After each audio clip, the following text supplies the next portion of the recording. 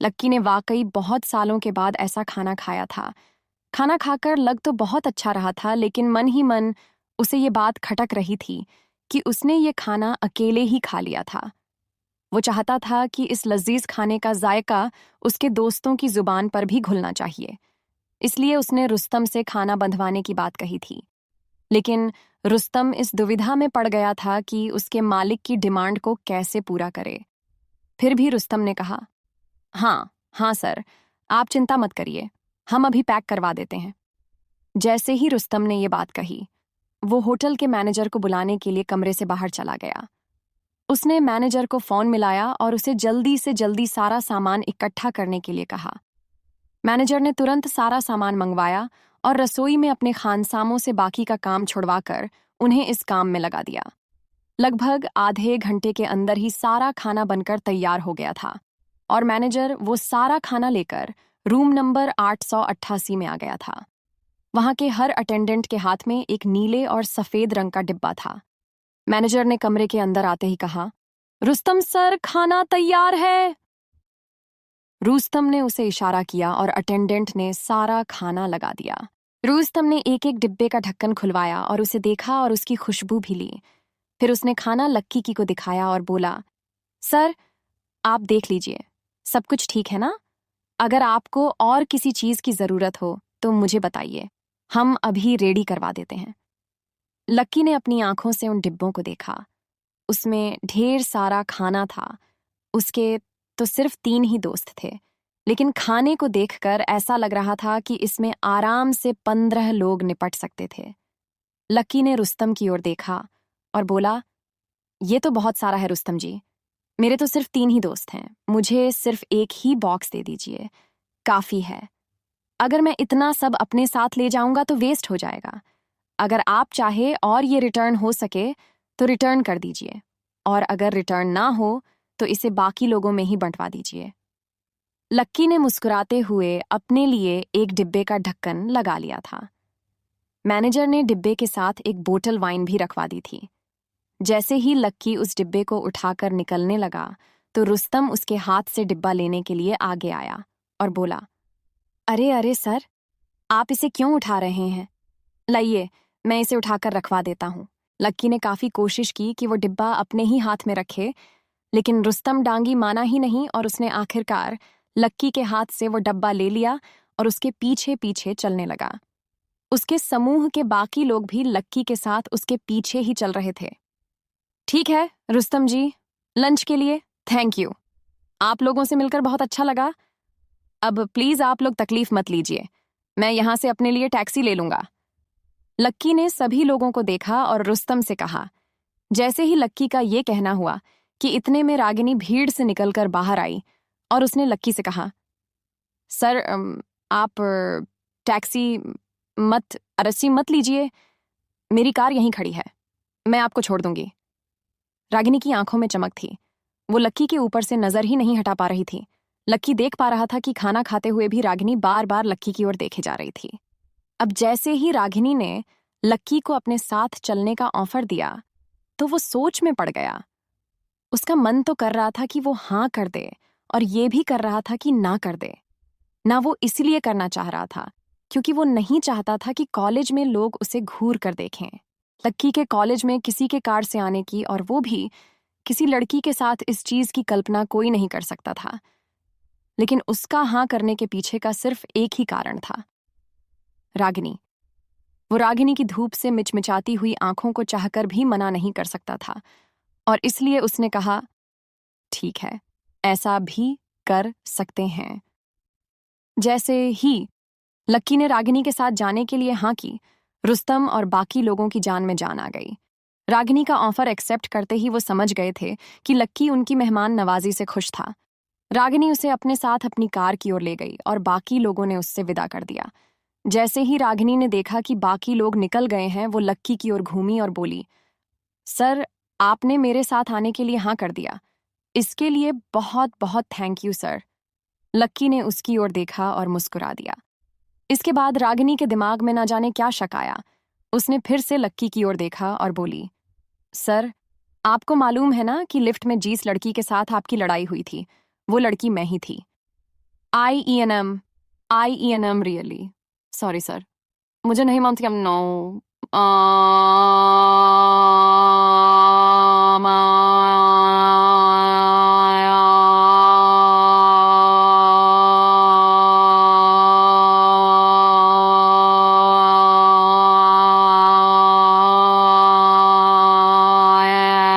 आपको इतना कुछ कह दिया इसके लिए आप मुझे माफ कर दीजिए सर प्लीज, रागिनी ने कहा और लक्की का हाथ पकड़ लिया।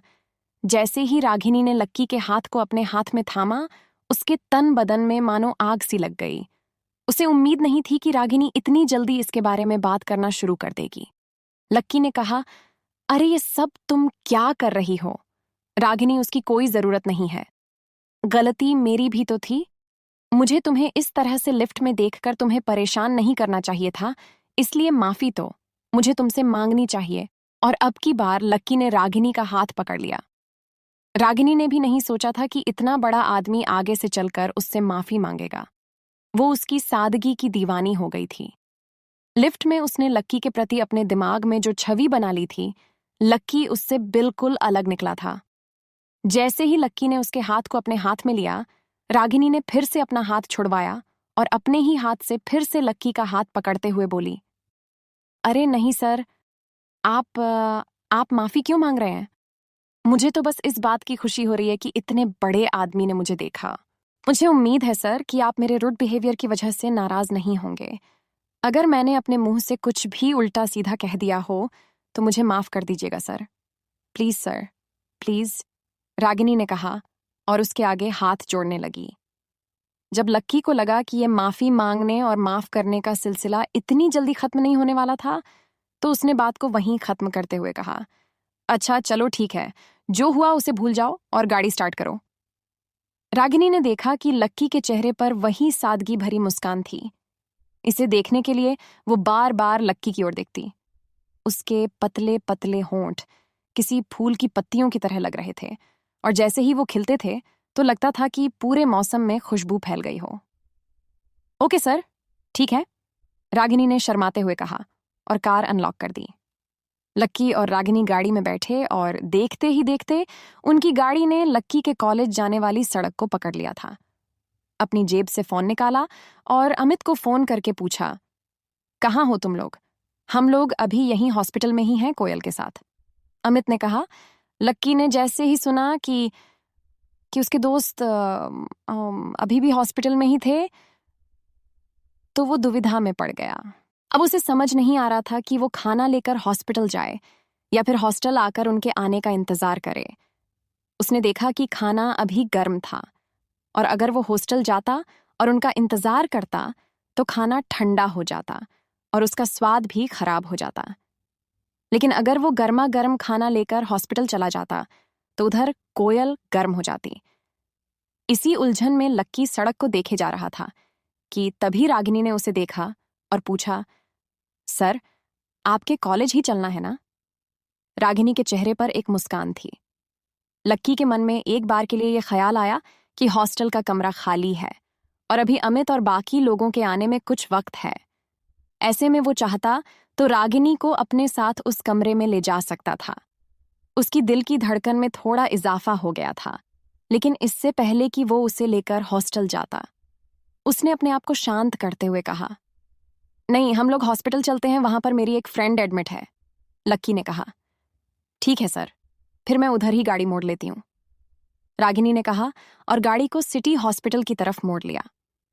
रागिनी को थोड़ी देर बाद महसूस हुआ कि रागिनी की पूरी गाड़ी में उसकी परफ्यूम की महक घुल गई थी। इतनी मोहक खुशबू थी।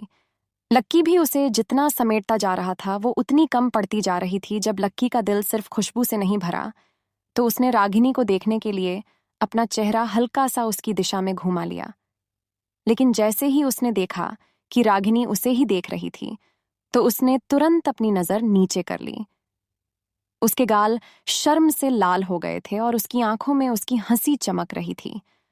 अचानक उसे लग रहा था कि वो फिर से वही हरकत कर रहा था जो वो लिफ्ट में कर रहा था और उसे अपने आप पर ही शर्म आ रही थी। वैसे सर, अगर आप चाहे तो फिर से अपनी नजर उठाकर देख सकते हैं। इस बार आपको, रागिनी ने भी शर्माते हुए कहा। बड़ी हिम्मत करके उसने ये बात कही और कहते ही उसका दिल भी जोर जोर से धड़कने लगा।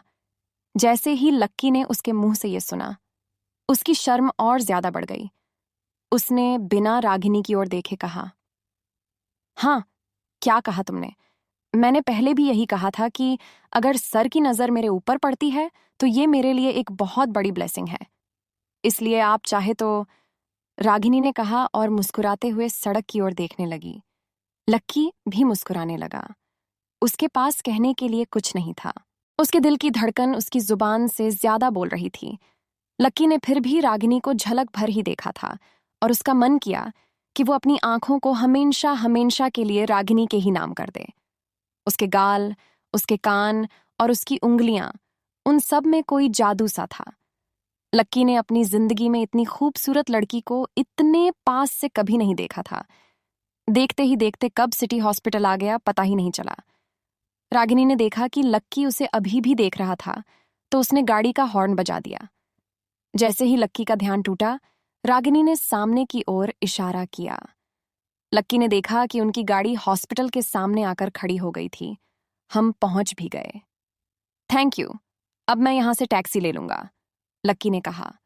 उसे इतनी जल्दी सफर खत्म होने का बहुत मलाल हो रहा था। फिर वो गाड़ी से नीचे उतरा और उसके पीछे पीछे रागिनी भी नीचे उतर गई। इससे पहले कि लक्की अपना हाथ खाने का डिब्बा लेने के लिए आगे बढ़ाता, रागिनी ने अपने हाथ से वो डिब्बा निकला और लक्की की ओर बढ़ा दिया। थैंक यू सो मच, लक्की ने मुस्कुराते हुए कहा और फिर से एक बार रागिनी को निहार लिया।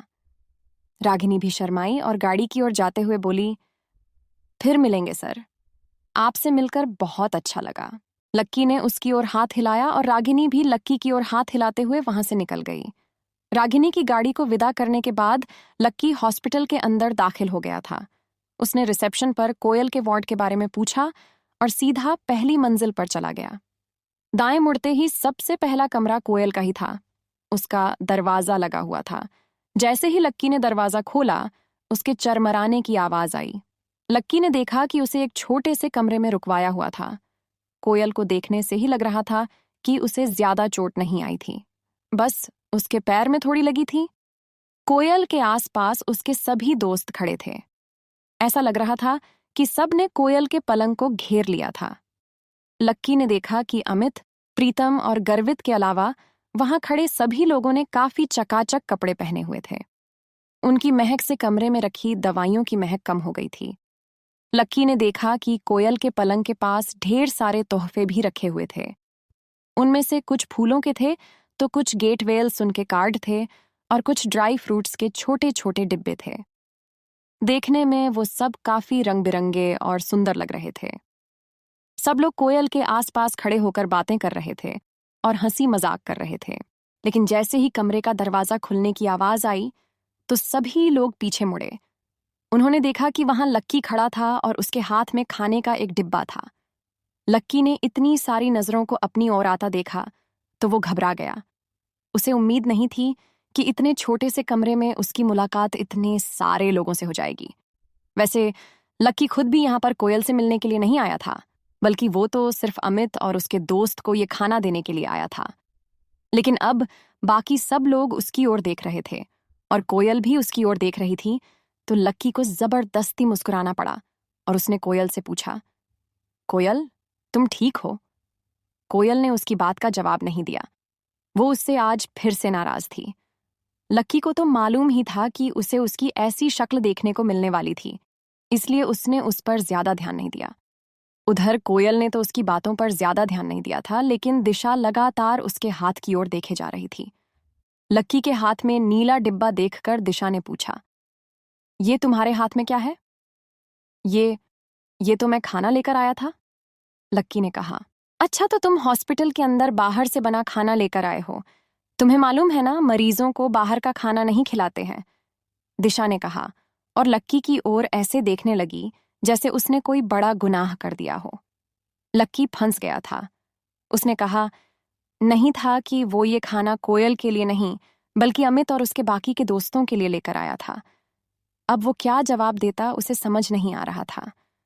उसने पसीना पोंछने के लिए जेब में हाथ डाला, लेकिन उसे पता चला कि रूमाल उसकी जेब में नहीं था। उधर लक्की की नाक में अस्पताल की खुशबू घुस गई थी। वहीं इधर रागिनी की गाड़ी में से लक्की की खुशबू जाने का नाम ही नहीं ले रही थी। रागिनी को गाड़ी चलाते हुए ये महसूस हो रहा था कि लक्की के उतर जाने के बाद भी उसकी महक गाड़ी में बनी हुई थी। पहले तो उसे लगा कि शायद ये उसका वहम है, लेकिन जब 2-3 बार उसने सूंघ कर देखा तो उसे पता चला कि वो सच में लक्की की ही महक थी। जब रागिनी ने गाड़ी को सिग्नल पर रोका और अपने बगल वाली सीट पर देखा तो पाया कि लक्की का रुमाल वहीं गिर गया था। ये वही रुमाल था जिससे उसने रागिनी की शर्ट पर लगा खून साफ किया था। ओहो, सर तो इसे यहीं भूल गए अब। रागिनी ने सोचा कि वो अभी हॉस्पिटल से ज्यादा दूर नहीं आई थी, इसलिए उसे फिर से गाड़ी घुमाकर लक्की को ये रुमाल देने के लिए जाना चाहिए था। अब आगे क्या होने वाला था? लक्की कैसे अपने आप को कोयल के गुस्से से बचाता? और क्या रागिनी उसे रुमाल देने के लिए हॉस्पिटल आ जाती? जब सब लोग लक्की को रागिनी के साथ देखते तो क्या सोचते? उधर जब अमित ने देखा कि लक्की के माथे से पसीना गिरने को था तो वो समझ गया कि लक्की घबरा गया था और उसके पास इन लोगों को देने के लिए कोई जवाब नहीं था। इससे पहले कि वो आगे कुछ कह पाता, अमित बीच में ही आगे आते हुए बोला, अरे देखो, लक्की तो अपना असली हीरो है। भाई को पता है कि सब लोगों को भूख लगी होगी। सब लोग इधर सुबह से कोयल का ध्यान रखने में लगे हुए होंगे, इसलिए वो ना सिर्फ कोयल के लिए बल्कि हम सब के लिए खाना पैक करवा के लाया है।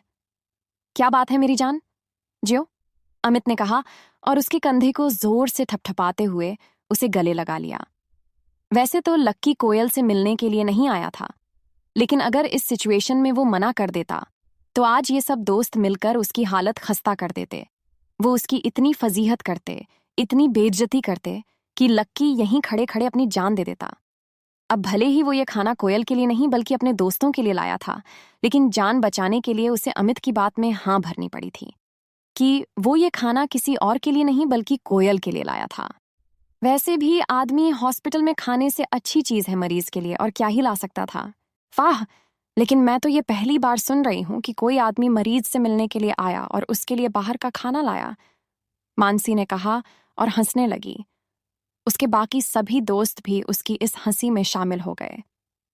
अच्छा, लेकिन मैंने तो ऐसा कभी नहीं सुना कि लोग मरीज से मिलने आते हैं और वो अपने साथ खाना नहीं लाते हो। एक माँ जब अपने बच्चे से मिलने के लिए हॉस्पिटल में आती है तो वो तो खाना लेकर ही आती है, और कोयल का कौन सा पेट खराब हुआ है जो बाहर का खाना नहीं खा सकती है। तुम लोग सब अभी यूनिवर्सिटी में ही पढ़ रहे हो, इसलिए तुमने अभी असली दुनिया नहीं देखी है, गर्वित ने लक्की के बचाव में और भी बड़ी बात करते हुए कहा। उसकी बात सुनते ही कोयल के सब दोस्त आपस में बात करने लगे। अरे, पर जब तुम इस डिब्बे को लेकर अंदर आ रहे थे तो तुम्हें किसी ने देखा तो नहीं ना? उन सब की बातों के बीच कोयल ने अपनी पतली सी आवाज में कहा। उसे इस बात पर काफी शर्म आ रही थी कि उसके कॉलेज का लड़का, और वो भी लक्की जैसा, उसके लिए खाना लेकर आ रहा था। अब किसी ने देखा हो या ना देखा हो, मुझे इससे क्या? लक्की ने अपने आप से कहा। वह मन ही मन बहुत परेशान हो रहा था। उसे भी हॉस्पिटल के नियमों की जानकारी थी, लेकिन अब वो ये सब कहकर फंस गया था कि वो ये खाना कोयल के लिए लेकर आया था। वो ना हाँ कह पा रहा था और ना ही ना कह पा रहा था। अरे चलो, कोई बात नहीं, पर ये लाया क्या है? पहले वो तो देख लो, दिशा ने कहा और उसके डिब्बे को खोलने के लिए लक्की की दिशा में आगे बढ़ने लगी। इससे पहले कि वो डिब्बा खोलती, उसके पीछे से और एक दोस्त की आवाज आई और उसने कहा, अरे क्या खोल कर देख रही हो? वैसे भी ये कौन सा पनीर कोरमा लेकर आया होगा? तुम तो सब जानते ही हो कि इसका स्टेटस क्या है। ऐसे में इससे किसी भी तरह की उम्मीद रखने का कोई फायदा नहीं है। अरे, ये वही लड़का है क्या जो पहले एक ढाबे पर डिलीवरी का काम करता था? मैं जब भी उस होटल से कुछ ऑर्डर करता था ना, तो शायद यही आदमी देने के लिए आता था। उस ढाबे पर ज्यादातर फ्राइड राइस या नूडल्स ही बनते थे, तो ये वहां से वही लाया होगा, एक लड़के ने और कहा। वहां पर इतनी भीड़ हो रही थी कि लक्की देख नहीं पा रहा था कि उसके बारे में कौन बोल रहा था। अच्छा, तो इस डिब्बे के अंदर वो सड़े से 50 वाले फ्राइड राइस हैं, इसे और कुछ नहीं मिला लाने के लिए। एक और लड़की ने अपनी भौहें नफरत के साथ चढ़ाते हुए कहा, हाँ, तो और क्या होगा? ज्यादा से ज्यादा ये एक फ्राइड राइस ले आया होगा, पर वो भी 100 रुपये से ज्यादा के थोड़े ही आते हैं। अभी यहाँ कोयल को अच्छे खाने की जरूरत है और ये उसके लिए सड़क की किसी दुकान से घटिया से फ्राइड राइस लेकर आया है। एक लड़के ने कहा, अब अगर नर्स आकर देखेगी और उसे पता चलेगा कि कोयल ग्रुप की मालिक कोयल और उसके दोस्त ऐसी सड़क छाप फ्राइड राइस खा रहे हैं, तो वो हमारे बारे में क्या सोचेगी? वो तो उस बात का सबके सामने जाकर ढिंढोरा पीट देगी और फिर पूरा हॉस्पिटल हमारे ऊपर हंसेगा। बोलेंगे कि आखिर फ्राइड राइस ही खाना था तो पेशेंट को किसी ढाबे पर ही एडमिट करवा देते। जैसे ही उस चश्मे वाली लड़की ने ये कहा, सब लोगों की हंसी निकल गई। वो लोग लक्की को देखकर पेट पकड़ पकड़ कर हंस रहे थे, लेकिन लक्की का मन कर रहा था कि वो अपने चेहरे अपने घुटनों में छिपा ले। उन लोगों की आंखों में लक्की जरा सी भी शर्म नहीं देख पा रहा था। वो उन सबके सामने खड़ा था और फिर भी वो सब उसके बारे में इतना सब कुछ कह रहे थे। खैर, उन लोगों को लक्की के बारे में इतना कुछ कहने से पहले डर नहीं लग रहा था। वो लोग जानते थे कि कोयल लक्की को कैसे ट्रीट करती थी, इसलिए उन लोगों को भी लक्की को वैसे ही ट्रीट करने का लाइसेंस बन गया था। लक्की को समझ नहीं आ रहा था कि वो इन लोगों की बात का क्या जवाब दे। उसका मन तो यही कर रहा था कि वो जो खाना अपने साथ लेकर चल रहा था, वो दिल्ली के सबसे बड़े होटल से लेकर आया था और वो भी खास उसके लिए बनवाया गया था। लेकिन वो इन सब लोगों के सामने खुद को साबित नहीं करना चाहता था। वो दिल से अपने दोस्तों के लिए खाना लाया था और वो बस यही चाहता था कि ठंडा होने से पहले उसके दोस्त इसे खा लें। यार अमित, मैं ये सब तेरे प्रीतम और गर्वित के लिए स्पेशल पैक करवा कर लाया हूं। इससे पहले कि ये ठंडा हो जाए, इसे खा लो, लक्की ने अमित के कानों में कहा। अमित ने जैसे ही उसकी आंखों में देखा, उसके दिल में लक्की के लिए प्यार उमड़ आया। अमित ने अपना हाथ आगे बढ़ाया और लक्की से वो खाने का प्लेट ले लिया। जैसे ही कोयल ने उसे ये करते हुए देखा तो वहीं से चिल्लाते हुए बोली, अरे मत खाओ प्लीज।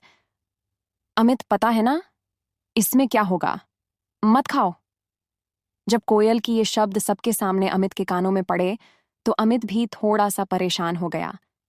फिर उसने डिब्बा फर्श पर रखा और वो खाने के लिए बैठने ही वाला था कि इतने में दरवाजा खुलने की आवाज आई। उधर अस्पताल के कमरे का दरवाजा खुल रहा था और इधर रागिनी का सिग्नल भी खुल गया था। उसे पता ही नहीं चला कि कब हरी बत्ती हो गई थी। वो बस लक्की के रूमाल को अपने हाथों में दबाए मुस्कुरा रही थी। जब पीछे से हॉर्न बजाना शुरू हुआ तो रागिनी को ध्यान आया कि उसकी गाड़ी के पीछे और भी गाड़ियां खड़ी थीं। रागिनी ने गाड़ी आगे बढ़ाना शुरू किया और वो इस दुविधा में थी कि उसे रूमाल देने के लिए जाना चाहिए या नहीं। जब उसने रूमाल पहली बार देखा तब तो उसके दिमाग में यही आया कि उसे लक्की को ये रूमाल दे देना चाहिए था, लेकिन जब उसने उस रूमाल को अपने हाथ में लिया तो उसकी खुशबू की वजह से उसका मन ही नहीं किया कि वो उस रूमाल को अपने हाथ से छोड़े। उसमें लक्की की खुशबू के साथ साथ उसके खून के बहुत हल्के हल्के धब्बे भी लगे हुए थे। जब रागिनी की गाड़ी सिग्नल तक पहुंच चुकी थी और वो हॉस्पिटल के लिए यू टर्न लेने ही वाली थी कि तभी ठीक उसने रूमाल को अपनी ब्लेजर की जेब में डाला और यू टर्न लेने के बजाय गाड़ी को सीधा आगे बढ़ा दिया। जब देना ही है तो आराम से धोकर ही दे दूंगी, वैसे भी इतना बड़ा आदमी एक रूमाल के लिए थोड़ी परेशान होगा, रागिनी ने अपने आप से कहा और मुस्कुराने लगी। इधर जब हॉस्पिटल में कोयल के कमरे का दरवाजा खुला तो लक्की ने देखा कि सामने प्रशांत खड़ा था। उसकी नजर बाकी लोगों को चीरते हुए सीधा कोयल पर ही जा टिकी थी। कोयल के साथ भी ऐसा ही कुछ हो रहा था और एक दूसरे को देखते ही दोनों मुस्कुराने लगे थे। बाकी लोग तो उन दोनों के लिए गायब ही हो गए थे। फिर प्रशांत उसके थोड़ा पास आया और बोला, सॉरी, गलती मेरी थी। अब तुम कैसा महसूस कर रही हो? तुम्हें चोट ज्यादा तो नहीं लगी? प्रशांत ने पूछा। उसके हाथ पर भी 1-2 बैंडेज लगी हुई थी, जिसे देखकर ही पता चल रहा था कि उसकी चोट कोई ज्यादा बड़ी नहीं थी। अरे नहीं, ऐसी कोई बात नहीं है, बस थोड़ी सी चोट है और हल्का सा फ्रैक्चर हुआ है, इससे ज्यादा और कुछ नहीं है। डॉक्टर कह रहे थे 2 दिन ऑब्जर्वेशन में रखने के बाद वो मुझे छुट्टी दे देंगे। तुम बताओ, तुम कैसे हो? कोयल ने चमकती हुई आंखों से प्रशांत को देखा। लक्की देख पा रहा था कि प्रशांत से बात करने के दौरान ना जाने क्यों कोयल की गर्दन हल्की सी टेढ़ी हो जाती थी और प्रशांत भी उसे ऐसे ही देखता था जैसे पहले कभी देखा ही ना हो, इससे पहले कि प्रशांत उसकी बात का कोई जवाब देता। कोयल ने उसे कहा, वैसे देखा जाए तो असल में गलती मेरी है। अगर मैंने तुम्हारे पीछे बैठकर तुम्हें उस तरह से परेशान नहीं किया होता तो इससे पहले कि कोयल उसके आगे कुछ कह पाती, उसके गाल शर्म से लाल हो गए थे और उसने अपनी आंखें नीचे कर ली थीं। इन दोनों की बातें सुनकर अमित और उसके बाकी के दोस्तों का मन कर रहा था कि अपना सिर पकड़ लें। चोट खाने के बाद भी इन दोनों का प्रेम खत्म नहीं हो रहा था। भले ही प्रशांत ने कोयल को भरी बरसात में दिल्ली की सड़क पर पटक दिया था और उसकी टांग में फ्रैक्चर ला दिया, तो भी उसे ऐसे देख रही थी जैसे वो भगवान हो, और दूसरी तरफ लक्की जो इस गधे के लिए अपनी सीट छोड़कर गया और जो उसके लिए खाना तक लेकर आया। ये लड़की उससे सीधे मुंह तक बात भी नहीं करना चाह रही थी। अमित ने एक गहरी सांस ली और कोयल के आगे हाथ जोड़ लिए। इससे पहले कि ये दोनों प्रेम कबूतर आगे कुछ कह पाते, अचानक पीछे से एक औरत की आवाज आई। अरे कोयल बेटी, क्या हो गया? कहाँ गिर गई? कैसे गिर गई? कितनी लग गई? कहाँ लग गई? किस गधे ने मेरी बच्ची को बारिश में गिरा दिया? जैसे ही कोयल ने उस आवाज को सुना, वो समझ गई थी कि उसके पीछे का इंसान कौन था। वो औरत कोयल के दोस्तों के बीच से होती हुई सीधी उसके पास आई और उसकी ओर चिंतित नजरों से देखने लगी। जब लोगों ने उसकी आवाज सुनी और फिर उसके कपड़े देखे तो सबकी आंखें फटी की फटी रह गई थीं। उसकी आवाज सुनकर तो ऐसा लग रहा था कि कोई 50-55 साल की बूढ़ी औरत कमरे में घुस आई थी, जिसने या तो साड़ी या तो सूट पहना था। लेकिन जब वो कोयल के पास आई तो उसने कोयल के हाथ को अपने हाथों में पकड़ा तो लोगों ने देखा कि वो तो काफी जवान थी। वो देखने में कोयल से 4 से 5 साल ही बड़ी लग रही थी और उसने एक बढ़िया सेलन का शर्ट और ट्राउजर पहन रखा था। उसने अपने कंधे पर काले रंग का बैग टांगा हुआ था और उसके सिर पर उसका महंगा सा दिखने वाला चश्मा टिका हुआ था। प्रशांत ने उसके मुंह से अपने लिए जब गधा सुना तो वो उसे घूर कर देखने लगा। अरे अरे आंटी, आपको कैसे खबर लगी? कोयल ने भी चहकते हुए पूछा। वो औरत देखने में भले ही कोयल की बड़ी बहन जैसी लग रही थी, लेकिन असल में वो उसकी आंटी थी। उसका नाम कश्मीरा था और वो लगती भी ऐसे ही थी जैसे कश्मीर के बागों से आई हो। मुझे तो भैया का फोन आया था और जैसे ही मैंने सुना तो मैं भागकर हॉस्पिटल आ गई। मुझसे तो घर पर रहा ही नहीं जा रहा था, इसलिए मैं तो फटाफट 1 घंटे में रेडी हुई और हॉस्पिटल के लिए आ गई तुम्हारे पास। कश्मीरा ने कहा। उसके आते ही बाकी लोगों ने राहत की सांस ली। अब वो गधा बीच में नहीं बोलने वाला था। अरे अरे आंटी, ऐसी चिंता करने की कोई बात नहीं है। डॉक्टर ने बोला है कि ज्यादा कोई प्रॉब्लम नहीं है और इसलिए जल्दी छुट्टी हो जाएगी। आप बेकार में ही परेशान हो रही हो। कोयल ने उसका हाथ पकड़ते हुए कहा। लक्की देख पा रहा था कि उन दोनों के बीच में अच्छी बनती थी। कश्मीरा ने जैसे ही कोयल के मुंह से उसके हाल सुने तो वो भी थोड़ा शांत हो गई थी। फिर उसने इधर उधर नजर घुमाई और वहां खड़े हुए लोगों को देखने लगी। कश्मीरा ने देखा कि कुछ लोग तो कोयल के दोस्त लग रहे थे, लेकिन कुछ लोग नहीं लग रहे थे। लक्की को तो वो वार्ड बॉय ही समझ रही थी। फिर उसकी नजर प्रशांत के ऊपर गई। उसने देखा कि उस लंबे से लड़के के हाथ पर बैंडेज लगी हुई थी और वो उसे देखते ही बोली, तो आप ही हैं वो महान आत्मा जो कोयल को भरी बारिश में बाइक पर सैर करवाने के लिए ले गया था। इतने लंबे चौड़े हट्टे कट्टे हो गए हैं, फिर भी इतनी अकल नहीं आई कि तेज बारिश में बाइक नहीं चलानी चाहिए। दिल्ली की सड़कें इतनी चिकनी हैं, बाइक तो फिसलनी थी ना। अब इसको ज्यादा कुछ हो जाता तो इसके लिए लड़का कहाँ से ढूंढते? ज्यादा हीरोगिरी छड़ी है ना, तो उसे उतार लो। जवानी की जोश में ना बुढ़ापा। इससे पहले कि कश्मीरा आगे कुछ कह पाती, कोयल ने उसकी बात को बीच में ही काटते हुए कहा, अरे नहीं, इसकी गलती नहीं है। उल्टा इसने तो हमारे परिवार की हेल्प की है। इसके पापा नहीं होते ना तो आज हम बहुत बड़ी प्रॉब्लम में फंस जाते। क्या? इसने हमारी हेल्प की थी? कश्मीरा ने उसे देखते हुए कहा। वो पहले से ही सारी बात जानती थी। लॉयन ग्रुप की धमकी के बारे में उसे भी पता था, लेकिन उसे ये पता नहीं था कि ये मैटर सॉल्व प्रशांत के पिता ने किया था। उसे विश्वास नहीं हो रहा था।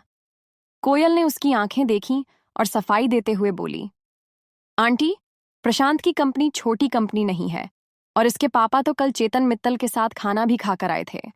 वो दोनों बहुत अच्छे दोस्त हैं। पागल लड़की चीजें जितनी आसान दिखती हैं ना, उतनी होती नहीं। तुझे पता है, वो है चेतन मित्तल, खाना खिलाने से मान जाने वालों में से नहीं है। वो कश्मीरा को दुनियादारी की कोयल से ज्यादा समझती। वो कामकाज भी देखती थी, इसलिए उसे अंदर से सच भी मालूम थी। अच्छा, तो आपको ऐसा लग रहा है कि मेरे पापा ने कोयल की हेल्प नहीं की? प्रशांत, जो कि अभी तक सिर्फ उनकी बातें सुन रहा था, अब मैदान में कूद पड़ा। कश्मीरा ने उसे देखते हुए कहा, नहीं, नहीं, ऐसा नहीं है। बल्कि मैं श्योर हूं कि तुम्हारे पापा ने इस मैटर में हमारी कोई मदद नहीं की होगी। कश्मीरा ने कहा। लक्की उसकी बात सुनकर मन ही मन हंस रहा था। ठीक है, मैं अभी पापा को फोन करता हूं। इतना कहते कि प्रशांत ने अपनी जेब से फोन निकाला और अपने पिता का नंबर डायल किया। लक्की उसे देख रहा था और वो वहां से निकलने के बारे में सोच रहा था। अब आगे क्या होने वाला था? क्या प्रशांत के पिता फोन उठाते? क्या कोयल को लक्की की असलियत का पता चल जाता? अगर चल जाता तो लक्की फिर आगे क्या करता? जैसे ही प्रशांत ने कश्मीरा के मुंह से अपने लिए ऐसी बात सुनी तो उससे रहा नहीं गया। उसने अपना फोन निकाला और सबके सामने अपने आप को सच्चा साबित करने के लिए अपने पिता को फोन मिला दिया। घंटी बज रही थी और सभी लोग उसके पिता के फोन उठाने का इंतजार कर रहे थे। सब लोग जानना चाह रहे थे कि आखिर कौन सही बोल रहा था, कश्मीरा या प्रशांत। लगभग 4 घंटियों के बाद ही प्रशांत के पिता ने फोन उठा लिया था। हेलो पापा, प्रशांत ने जोर से बोला और बाकी लोगों ने भी उसकी बात सुनने के लिए अपने अपने कानों को फोन के थोड़ा और पास सरका लिया। हाँ बेटा, बोलो, उधर से उसके पिता ने कहा। पापा, मैं आपसे ये पूछना चाह रहा था कि जब मैंने आपको कल फोन किया और फोन पर यह कहा कि हमें कोयल की हेल्प करनी है, तो आपने मुझसे कहा था कि इस मामले में आपके बचपन के दोस्त हैं चेतन मित्तल, आपकी मदद कर सकते हैं। वो बराबर यही बात थी, प्रशांत ने कहा और बिना अपने पिता के जवाब का इंतजार किए वो आगे बोला। तो आप कल उनसे मिलने के लिए गए थे या नहीं गए थे? प्रशांत के पिता, जो इस वक्त अपने ऑफिस में बैठे थे, जैसे ही उन्होंने ये सवाल सुना तो उनके दिल की धड़कन बढ़ गई। वो प्रशांत को कैसे बताते कि वो गए तो थे, लेकिन उनके दोस्त ने उनकी तरफ देखा भी नहीं था। लेकिन वो जानते थे कि प्रशांत भी जिद्दी था। अगर वो उसे अब भी जवाब नहीं देते तो वो अपना कॉलेज छोड़कर उनके ऑफिस चला जाता। इसलिए अपनी लापरवाही पर पछताते हुए उन्होंने अपना गला साफ किया और एक गहरी सांस लेते हुए बोले, बेटा, मैं चेतन से मिलने के लिए गया तो था, लेकिन वो मुझे ऑफिस में मिला नहीं। फिर मैं जब उसके सेक्रेटरी के पास गया तो उसने मुझे बताया कि चेतन तो आज मुझसे मिल नहीं पाएगा क्योंकि वो अपने कुछ इंटरनेशनल क्लाइंट्स के साथ बिजी है। अब क्या है बेटा कि बड़ा आदमी है तो उसकी मीटिंग भी बड़ी होगी, इसलिए वो बीच में तो उठकर मुझसे बात नहीं करने के लिए आ सकता ना। और ऐसा नहीं था कि मैं वहां से उठकर चला गया। मैंने उसका करीब 1 घंटे तक वेट भी किया, लेकिन वो बाहर ही नहीं निकला। उसके सेक्रेटरी ने बताया कि मीटिंग इतनी जरूरी थी कि लंच भी उनके ऑफिस में ही सर्व हुआ था। अब प्रशांत के पिता को तो मालूम नहीं था कि प्रशांत इस वक्त कहाँ था। इस बात से बेखबर प्रशांत के पिता ने अपनी नाकामी छुपाने के लिए चेतन मित्तल को एक मीटिंग में व्यस्त करा दिया था। इतना तो वो भी जानते थे कि प्रशांत चेतन मित्तल के दफ्तर में क्रॉस चेक करने के लिए नहीं जाने वाला था। इधर जैसे ही प्रशांत ने अपने पिता के मुंह से ये बात सुनी, उसकी चेहरे की हवाइयां उड़ गईं। अचानक उसे ऐसा महसूस हुआ कि उसके दिल की धड़कन बढ़ गई थी और खून उसके शरीर में 2 गुनी रफ्तार से दौड़ रहा था। उसके कान गर्म और लाल हो गए थे। जैसे ही उसका सामना सच से हुआ, उसे ऐसा महसूस हुआ जैसे उसका कद घटकर आधा रह गया था। इधर सब लोग और कोयल भी प्रशांत के फोन रखने का इंतजार कर रहे थे। वो सभी इस बात की पुष्टि कर देना चाहते थे कि अगर उन्होंने प्रशांत को ही अपना हीरो माना था तो उन्होंने कुछ गलत नहीं किया था। साथ ही कोयल भी इस बात को कश्मीरा को मनवा देना चाहती थी कि चेतन मित्तल और प्रशांत के पिता की दोस्ती बहुत मजबूत थी। बाइक पर गिरने से पहले प्रशांत ने उसके पापा और चेतन मित्तल की दोस्ती के जो किस्से उसे सुनाए थे, उसके बाद तो कोयल को पूरा विश्वास ही हो गया था कि ये काम उसके पिता ने ही करवाया था। इधर प्रशांत के पिता प्रशांत के जवाब के आने का इंतजार कर रहे थे और इसलिए प्रशांत ने कहा, ठीक है पापा। कोयल कोयल ने आपको अपनी ओर से थैंक यू बोला है? प्रशांत ने कहा और तुरंत फोन काट दिया। जैसे ही उसने फोन रखा, उसने देखा कि कश्मीरा उसे घूर रही थी। उसकी पलकें बार बार खुशी की मारे झपके जा रही थीं। इस वक्त इस कमरे में सिर्फ 2 ही लोगों के चेहरे पर सुकून के भाव थे, पहली कश्मीरा और दूसरा लक्की। प्रशांत ने कश्मीरा से नजर मिलाई और खिसियाकर हंसते हुए कहा, वो मैंने अपने पापा से बात की है और उन्होंने कहा है कि वो कल चेतन मित्तल से पर्सनली मिले थे। उन दोनों ने ही इस प्रॉब्लम को सॉल्व कर दिया है। जैसे ही कोयल ने प्रशांत के मुंह से ये बात सुनी तो उसकी सांस में सांस आ गई थी। हालांकि प्रशांत की शक्ल देखकर तो ऐसा लग रहा था जैसे वो आधा सच और आधा झूठ बोल रहा था, लेकिन इस वक्त उसके लिए प्रशांत की शक्ल से ज्यादा कश्मीरा की शक्ल का रंग उड़ाना जरूरी था। देखा आंटी, मैंने कहा था ना कि बिना प्रशांत की हेल्प के ये केस सॉल्व ही नहीं हो सकता था। आप बेकार में इसको गालियां दे रही थीं और इसके ऊपर शक भी कर रही थी, कोयल ने कहा और फिर प्रशांत की ओर देखकर मुस्कुराते हुए बोली, प्रशांत प्लीज तुम मेरी आंटी की बातों का बुरा मत मानना। ये क्या है ना कि मुझसे बहुत प्यार करती है, इसलिए कभी कभी ऐसा बिहेव कर देती है। अरे अरे कैसी बात कर रही हो तुम्हारी आंटी? मेरी आंटी? तुम्हारी आंटी की बातों का बुरा क्यों मानने लगा मैं? लेकिन आंटी, आपको अब तो कोई शक नहीं है ना? प्रशांत ने पूछा। हालांकि कश्मीरा के चेहरे पर से शक की लकीरें अभी भी मीटी तो नहीं थीं, लेकिन फिर भी प्रशांत ने उसके पापा से उसके सामने ही बात की थी, इसलिए वो ज्यादा कुछ कह नहीं सकती थी। वैसे भी इस वक्त ध्यान प्रशांत पर था भी नहीं। अब तो मैं जा रही हूं, तुमसे मिलने के चक्कर में ना तो मैं खाना खा पाई और ना ही नाश्ता किया। अब मुझे तो बहुत भूख लग रही है और इससे पहले कि तुम्हारे पलंग के पास मेरा पलंग लग जाए, मैं तो जा रही हूं, कश्मीरा ने कोयल से कहा और उसके पेट पर हाथ फेरने लगी। अरे aunty, I am so sorry, मेरे चक्कर में आप परेशान हो गई। वैसे आंटी, मेरे दोस्तों ने भी कुछ नहीं खाया है तो बेटर है ना कि मैं यहीं पर कुछ ऑर्डर कर देती हूँ। आप जाओगे, ऑर्डर करोगे, इतनी देर में तो खाना यहाँ आ जाएगा और सब लोग साथ मिलकर खा भी लेंगे। बताओ आप क्या खाना पसंद करोगे? कोयल ने कहा। हाँ, ये ठीक रहेगा, प्रशांत ने बीच में कहा। देखो, तुम्हारी बात तो सही है, पर मुझे बहुत तेज भूख लग रही है और मैं खाने की इंतजार में है ना, बैठ नहीं पाऊंगी, कश्मीरा ने कहा और फिर इधर उधर देखने लगी। अचानक उसकी नजर फर्श पर रखे उस नीले डिब्बे के ऊपर पड़ी जो लक्की अपने साथ लेकर आया था। उसने उस डिब्बे की ओर चमकती हुई आंखों से देखा और फिर उसे उठाने के लिए उसके पास चली गई। इससे पहले कि वो उसे हाथ लगाती, पीछे से कोयल ने कहा, आंटी, उसे हाथ मत लगाओ, उसमें पता नहीं किसी सड़क छाप होटल के रास्ते से फ्राइड राइस या चाउमीन है। मैं बोल दूंगी, अभी सफाई वाला आएगा और उसे कुत्तों को खिला देगा। कोयल ने उस डिब्बे को दुत्कारते हुए कहा, अरे, इससे क्या मतलब है कि वो फ्राइड राइस या चाउमीन?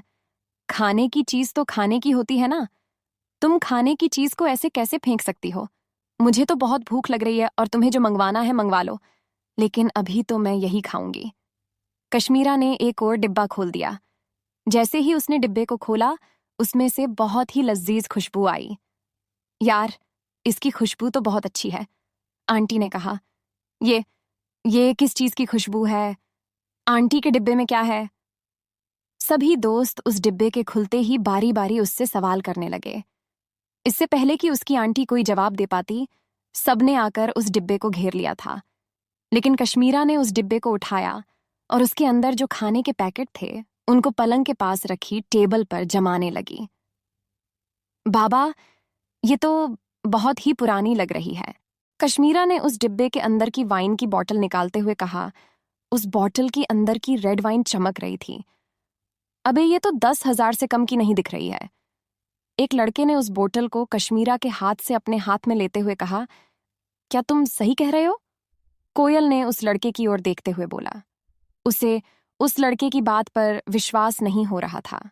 चाहे कुछ भी हो जाए, लेकिन कोयल उस बोतल का कनेक्शन लक्की से नहीं बैठा पा रही थी। फिर कश्मीरा ने उस बोतल को अपने हाथ में लिया और उसका ढक्कन खोला। उसे खोलते ही उसकी खुशबू पूरे कमरे में महक गई थी। फिर कश्मीरा ने उसमें से थोड़ी सी वाइन एक ग्लास में डाली और छकने लगी। कश्मीरा ने खुशी खुशी कोयल को देखा और बोली, हाँ, ये सच में ये इतनी ही महंगी है जितनी कि ये लड़का बता रहा है। मैंने इससे पहले सिर्फ एक बार इसे छका था, जब मैं बिजनेस के काम से फ्रांस गई थी। उसका टेस्ट भी बिल्कुल इसके जैसा था। कश्मीरा ने फिर से उस बोतल को नीचे रख दिया था।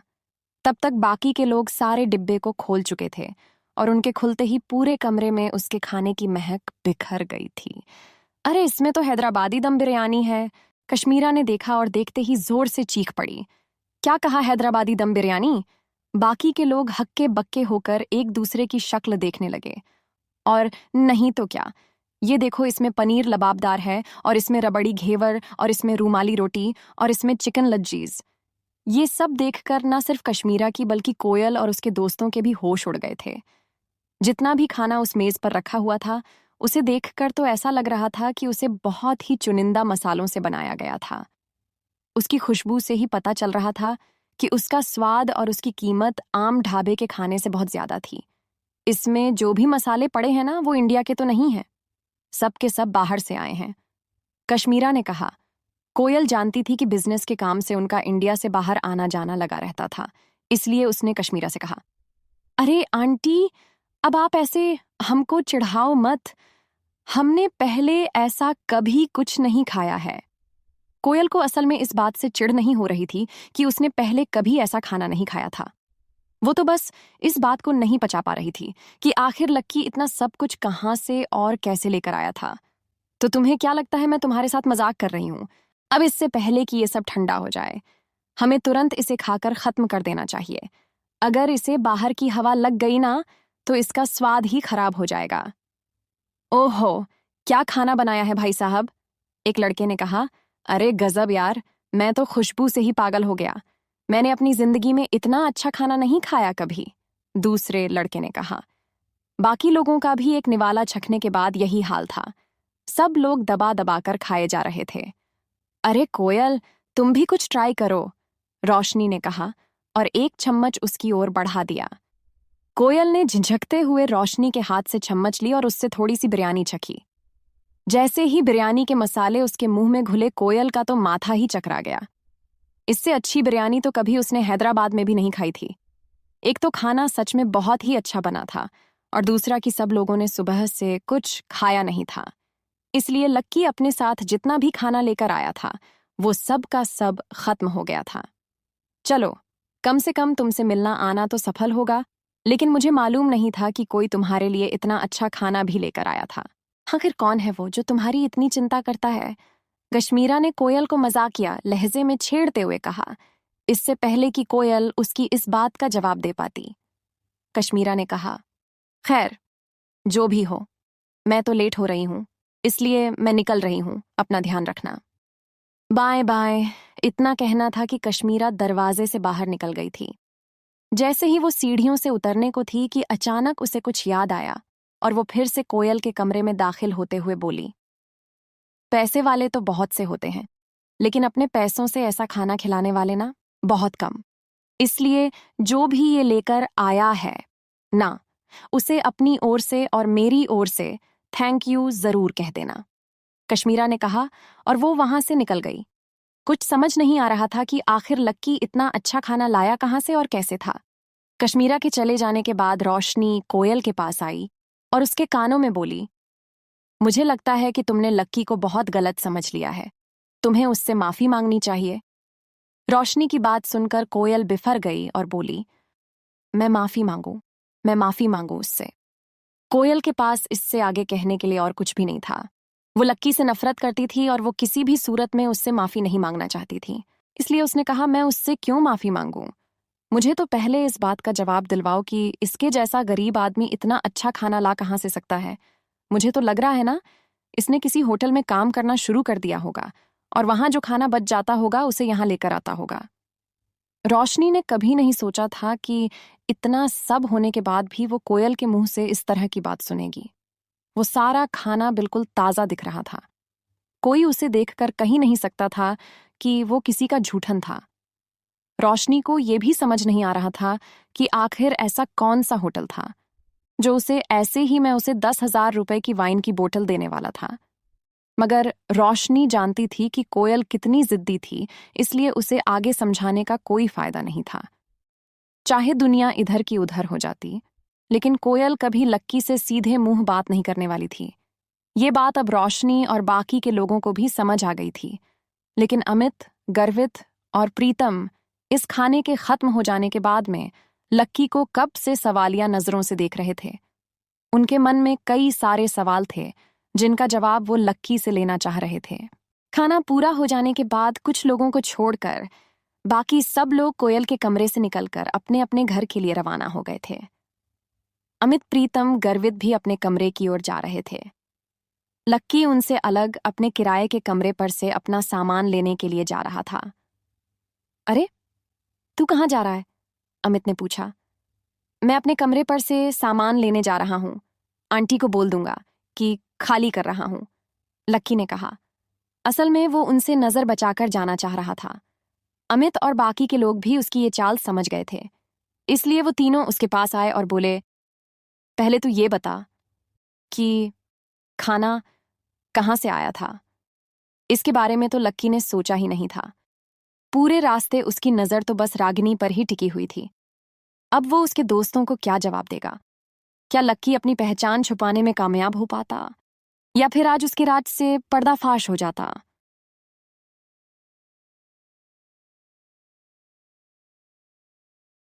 इधर जैसे ही लक्की और उसके दोस्त खाना खाकर हॉस्पिटल से बाहर निकले, लक्की ने कहा कि वो अपने कमरे से सामान लेने के लिए जाने वाला था, लेकिन अमित ने उसे बीच में ही रोक दिया और उससे खाने के बारे में पूछने लगा जो अभी लक्की लेकर आया था। वैसे तो लक्की ने उसका कोई ठोस जवाब नहीं सोचा था, लेकिन उसने बहाना बनाते हुए कहा, अरे अरे, वो तो मैंने अपना जॉब चेंज किया ना, तो उस मेडिकल स्टोर पर सैलरी अच्छी नहीं मिल रही थी। तुम लोग तो जानते ही हो। और तो फिर एक होटल में ट्राई किया, वहां पर वेटर की जॉब लग गई है। मैनेजर मेरी सर्विस से भी बहुत खुश है, तो और उसे पता चला कि अब पढ़ाई भी कर रहा हूं और मेरे कुछ दोस्त भी हैं, तो खुशी खुशी उसने मुझे ये सब पैक करके दे दिया था, लक्की ने मजाक करते हुए कहा। बाकी लोगों को लक्की की बात पर डाउट हो रहा था, लेकिन इससे पहले कि वो आगे कुछ कह पाते, लक्की ने कहा, मैं निकलता हूं भाई लोग, वरना आंटी के जॉगिंग जाने का टाइम हो जाएगा, तो हम लोग भी तेरे साथ ही चलते हैं, तेरा सामान पैक करवा देंगे। प्रीतम ने कहा, अरे मेरे पास कितना ही सामान है, एक बैग, एक बोरा और एक बिस्तर, मैं खुद ही ले आऊंगा। वैसे भी तुमने मेरे लिए बहुत कुछ किया है, अब बस जाकर सीधा क्लास अटेंड करो, लक्की ने कहा और वहां से निकल गया। उसे आज दिल ही दिल बहुत अच्छा लग रहा था। ज्यादातर वक्त अमित ही उन लोगों को बाहर खाना खिलाता था, क्योंकि उनमें सबसे ज्यादा वही कमाता था। लेकिन आज जो उसने खाना खाते हुए अमित, गर्वित और की चेहरे की खुशी देखी, तो वो भी खुश हो गया। असली खुशी बटोरने में नहीं है यार, देने में है। लक्की ने अपने आप से उछलकर पेड़ की टहनी को छू लिया। उधर दोपहर की 2 क्लास खत्म हो जाने के बाद लक्की भी वापस कॉलेज आ गया था। जब वो बरामदे से अपनी क्लास की ओर बढ़ रहा था, तब उसे पीछे से एक लड़की की आवाज आई, तुमने कल मेरा लाइव देखा या नहीं देखा? लक्की ने पीछे मुड़कर देखा तो उसके सामने अंजलि खड़ी थी। ये वही लड़की थी जिसे कल लक्की ने 5 चांद गिफ्ट में दिए थे। इससे पहले कि वो कुछ जवाब दे पाता, उस लड़की ने कहा, अरे हद है, मैंने कल 2 बार लाइव किया यार, और तुम तो मेरे चैट रूम में दिखे ही नहीं। चलो जल्दी से एक अकाउंट बनाओ और चैट रूम में आओ, तुम आओगे तो मेरी पॉपुलैरिटी और थोड़ी बढ़ जाएगी। अंजलि ने कहा, अरे पर इसके आने से तुम्हारा क्या फायदा होगा, उल्टा तुम्हारा नुकसान ही हो जाएगा। एक लड़की ने, जो कि अंजलि के पास खड़ी थी, उसने कहा, अरे नहीं, जीतने ज्यादा लोग उतनी ज्यादा पॉपुलैरिटी। अंजलि ने कहा, हाँ पर सोच लो, ये तुम्हें ना 5 रुपए का तोहफा भी नहीं दे पाएगा, उस लड़की ने कहा, और उसकी इस बात पर लक्की को मन ही मन हंसी आ गई। वो देख पा रहा था कि उसके साथ कि ये सब लोग कितनी गलत चीजों के पीछे भाग रहे थे, लेकिन लक्की उन्हें समझाना नहीं चाहता था। वो बस गर्दन झुकाकर अपना काम करना चाह रहा था। हाँ, जो लड़का मुझे कुछ नहीं दे पाया, वो तुम्हें क्या देगा? डिम्पल ने लक्की के पास आते हुए कहा। लक्की ने देखा कि उसकी आंखों में गुस्सा था। लकी को समझ नहीं आ रहा था कि वो अब जब उन दोनों के बीच में सब खत्म हो गया था तो फिर डिम्पल उसके पीछे क्यों पड़ी थी। हाँ, डिम्पल सही कह रही है। और इस तरह के लोगों को जोड़ने से फायदा ही क्या है जो कुछ दे ही ना पाए। इससे तो अच्छा है कि तुम उस लड़के पर ही ध्यान दो जिसने तुम्हें 5 चांद दिए, और जो आज 5 चांद दे रहा है वो कल क्या कुछ नहीं दे सकता है, और उसी की बदौलत कल तुम्हारा अकाउंट दिल्ली में दूसरे नंबर पर रहा। एक लड़की ने और उसकी बातों पर हाँ करते हुए कहा। अंजलि तो खुशी से फूली नहीं समा रही थी, लेकिन लक्की देख पा रहा था कि डिम्पल के चेहरे पर जलन के भाव थे। कल तक वो कॉलेज के सबसे पॉपुलर लड़कियों में से एक थी, लेकिन उसने कभी सोचा नहीं था कि उसका कंपटीशन अपनी रूममेट से ही हो जाएगा। वो ये फैसला तो कर चुकी थी कि वो अपना खुद का लाइफ शुरू करेगी, लेकिन उसे इस बात पर शक था कि क्या वो आदमी उसे भी आकर 5 चांद दे पाएगा। जब लक्की सब तमाशे को देख रहा था कि उसके सामने एक काले रंग की बड़ी सी गाड़ी आकर रुकी। उस कार का शीशा उतरा और लक्की ने देखा कि इसमें और कोई नहीं बल्कि राहुल बैठा हुआ था। राहुल, राहुल मैं इधर हूं। डिम्पल राहुल को गाड़ी में देखते ही मारे खुशी के उछल पड़ी। इससे पहले कि राहुल डिम्पल के पास आता, डिम्पल खुद भागकर राहुल के पास चली गई थी। जैसे ही वो राहुल के पास पहुंची, उसने पहले लक्की को घृणा की नजरों से देखा। उसके बाद वो राहुल और उसकी गाड़ी की ओर देखने लगी। राहुल ने भी उसका हाथ पकड़ा और उसे सबके सामने अपनी ओर खींच लिया। डिम्पल राहुल के बिल्कुल करीब आ गई थी। कॉलेज के लड़के लड़कियों के मुंह में ऐसे देखकर खुले के खुले रह गए थे, लेकिन लक्की को लग रहा था कि डिम्पल को इस दिखावे की बीमारी सी हो गई थी। जब तक वो उसके साथ थी वो ठीक थी, लेकिन अब उसे पता नहीं क्या हो गया था। डिम्पल ने भी नजरों से लक्की को देखा और इतने में राहुल की होंठ आकर डिम्पल के होंठों से जा मिले। वहां खड़े सभी लोगों के मुंह खुले के खुले रह गए थे। लक्की ने जब उसकी ये हरकत देखी तो उसने अपना सिर पकड़ लिया। हप्पी, मुझे मुझे बहुत भूख लगी है। हम खाना कहाँ खाने चलने वाले हैं? प्लीज मुझे किसी अच्छी जगह पर खिलाना, मैं सड़क छाप खाना खाकर ना बोर हो गई हूं। डिम्पल ने कुछ ज्यादा ही अदाएं दिखाते हुए कहा। हम एक काम करते हैं, होटल सन एंड मून चलते हैं, वहां पर हम कुछ बढ़िया सा खाएंगे। मैं अभी हम दोनों के लिए एक टेबल बुक करा देता हूं, राहुल ने कहा, और तुरंत ही अपनी जेब से मोबाइल निकालकर सन एंड मून में उन दोनों के लिए एक टेबल बुक करने लगा। जैसे ही टेबल बुक हो गई, उसके बाद राहुल ने उसका हाथ पकड़ा और उसे अपने साथ गाड़ी में बिठाने के लिए ले आया। डिम्पल आगे बैठी, उसके बगल में राहुल बैठा और उनकी गाड़ी वहां से निकलने लगी। डिम्पल, जो कि अभी तक अंजलि के सामने बहुत छोटा महसूस कर रही थी, सबसे पहले उसने उसी को जलते हुए देखा और फिर उसकी नजर आकर लक्की के ऊपर टिक गई। अच्छा हुआ जो मैंने इस फटीचर को छोड़ दिया, डिम्पल ने अपने आप से कहा। वो लक्की को इस बात का एहसास करवाना चाहती थी कि उसके साथ उसकी जिंदगी कितनी फटेहाल हो गई थी, लेकिन उससे दूर जाते ही आज उसकी जिंदगी में रोशनी ही रोशनी थी। उसे लग रहा था कि उसने लक्की को छोड़कर अपनी जिंदगी का सबसे अच्छा फैसला लिया था, लेकिन लक्की डिम्पल की इस हरकत से उदास था। उसे लग रहा था कि भले ही वो उससे प्यार ना करके राहुल से प्यार करती हो, लेकिन आज जो उसने सबके सामने किया उसे करने की जरूरत नहीं थी। उसे अपने प्यार को जबरदस्ती दिखाने की जरूरत नहीं थी। उसे डिम्पल के लिए बुरा लग रहा था।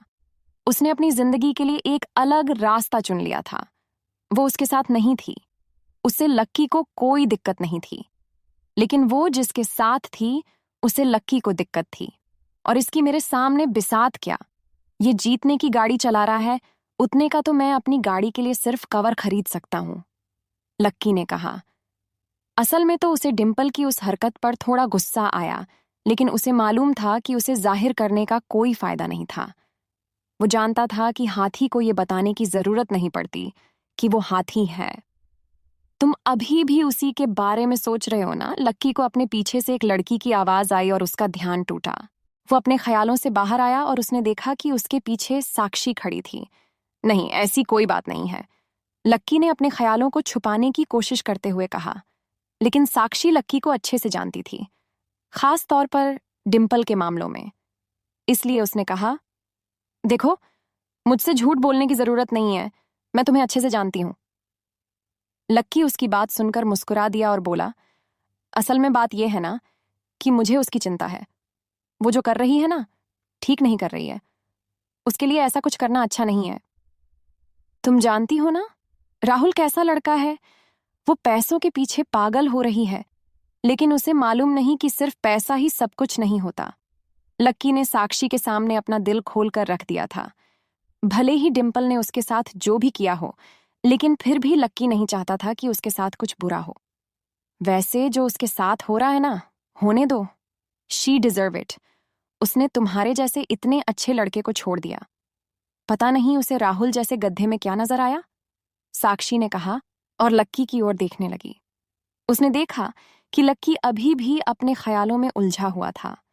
साक्षी ने वहां से बाहर निकलने के लिए कहा, चलो हम भी कहीं बाहर कुछ खाने के लिए चलते हैं। आज का डिनर मेरी तरफ से, कॉलेज के बाहर तुम जो बोलोगे तुम्हें वो खिलाया जाएगा। अरे हाँ, मैं तो भूल ही गया था। अचानक से लक्की को साक्षी की बात सुनकर कुछ याद आया। उसने खुद भी तो साक्षी को बाहर ले जाकर ट्रीट देने का वादा किया था। उस बात को तो कुछ दिन बीत भी गए थे। लक्की को विश्वास नहीं हो रहा था कि वो अपने किए हुए वादे को कैसे भूल सकता था। ट्रीट की बारी तुम्हारी नहीं मेरी है। मैंने लास्ट टाइम तुमसे कहा था ना कि हम होटल सन एंड मून चलेंगे, तो चलो आज हम वहीं चलकर खाना खाते हैं, लक्की ने कहा और मुस्कुराते हुए साक्षी की ओर देखने लगा। ये सुनते ही साक्षी के होश उड़ गए। उसे तो लगा कि लक्की ने पिछली बार उसके साथ मजाक किया था, इसलिए उसने उसकी बातों को ज्यादा सीरियसली नहीं लिया। लेकिन आज फिर वो सन एंड मून होटल जाने की बात कर रहा था। साक्षी जानती थी कि लक्की की माली हालत क्या थी, इसलिए वो उसके ऊपर बोझ नहीं बनना चाहती थी। इसलिए उसने कहा, लक्की, मुझे मालूम है तुम्हारा ब्रेकअप हुआ है। मुझे मालूम है कि डिम्पल तुम्हें जलाने के लिए ये सब गेम्स खेल रही है, लेकिन तुम्हें भी उसकी तरह पागल होने की जरूरत नहीं है ना। वो जो कर रही है उसे करने दो, लेकिन कम से कम तुम तो उसके जैसा मत बनो। सन एंड मून जाकर तुम क्या दिखाना चाहते हो कि तुम भी उसे जला सकते हो? नहीं नहीं, ऐसा नहीं है। मैंने बस तुमसे प्रॉमिस किया था ना कि हम एक दिन सन एंड मून में चलकर खाना खाएंगे, तो बस मैं वही प्रॉमिस पूरा कर रहा हूं, लक्की ने कहा। नहीं लक्की, देखो, मेरी बात सुनो। इससे पहले कि साक्षी अपनी बात पूरी कर पाती, लक्की ने उससे कहा, बातें रास्ते में हो जाएंगी, अभी तुम मेरे साथ चलो। वो इस वक्त साक्षी को कुछ भी समझाना या बताना नहीं चाहता था। उसने बस अपना मोबाइल निकाला और आगे चलने लगा। साक्षी को भी लगा कि इसमें लक्की सीरियस दिख रहा था, इसलिए वो भी उसके पीछे पीछे चल दी। इधर लक्की और साक्षी ऑटो में बैठे ही थे कि उधर राहुल ने अपनी गाड़ी होटल सन एंड मून की पार्किंग में लगा दी थी। फिर उसने डिम्पल का हाथ पकड़ा और वो दोनों कांच के बड़े से दरवाजे से होटल के अंदर दाखिल हो गए। वेलकम सर, वेलकम मैम, एक वेटर ने राहुल और डिम्पल को देखते ही कहा। डिम्पल ने जैसे ही उस वेटर के मुंह से अपने लिए मैम शब्द सुना, उसका तो मानो पूरा तन बदन खिल उठा था। लक्की के साथ रहने से उसे कभी भी इतनी इज्जत नहीं मिली थी और ना ही उसे कभी मिलने वाली थी। उसे जब भी भूख लगती और वो लक्की को कुछ खाने को कहती, तो लक्की हमेशा उसे किसी बाहर ढाबे या फिर किसी फुटपाथ के दुकान पर खिलाने के लिए ले जाता था। लेकिन वो कभी उसे किसी अच्छे और इज्जतदार जगह पर खाना खिलाने के लिए नहीं ले गया था। लेकिन क्योंकि राहुल उसे अपने साथ इतनी अच्छी जगह पर लेके आया था और उसे राहुल की वजह से इतनी इज्जत मिल रही थी, इसलिए उसने अपने हाथ को राहुल की कमर में कस दिया था और फिर उसे वो चमकती हुई नजरों से देख रही थी। राहुल भी उसकी नजरों में इतनी इज्जत पाकर खुश हो गया था। मैंने टेबल नंबर 8 बुक किया है, राहुल ने कहा और उसके कहते ही वेटर ने अपनी लिस्ट देखनी शुरू कर दी। Mister and missus Rahul right sir, waiter ने कहा। राहुल ने हाँ में सिर मिलाया। अपना नाम राहुल के साथ जुड़ते हुए देख डिम्पल मारे खुशी के पागल ही हो गई थी। वेटर ने उन दोनों को टेबल नंबर 8 तक जाने का रास्ता दिखाया और फिर उन दोनों के लिए कुर्सियां खींचकर उन्हें वहां पर बैठा दिया। ये कितना बड़ा रेस्टोरेंट है ना, डिम्पल ने कहा। राहुल ने उसकी बात को खारिज करते हुए कहा, कहाँ छोटा सा तो रेस्टोरेंट है। इससे पहले कि डिम्पल आगे कुछ कह पाती, दो लोगों ने उनकी टेबल को घेर लिया था। उन दोनों के हाथ में वायलिन था। वो उन दोनों के आने की खुशी में उनके टेबल के पास कुछ गीत बजाने लगे थे। ये देखते ही डिम्पल का दिल और भी खुश हो गया था। उसका मन कर रहा था कि वो संगीत पर नाच उठे। इधर उसके कदम नाचने को बेताब हुए जा रहे थे और उधर लक्की भी होटल सन एंड मून में पैर रखने के लिए पागल हुआ जा रहा था।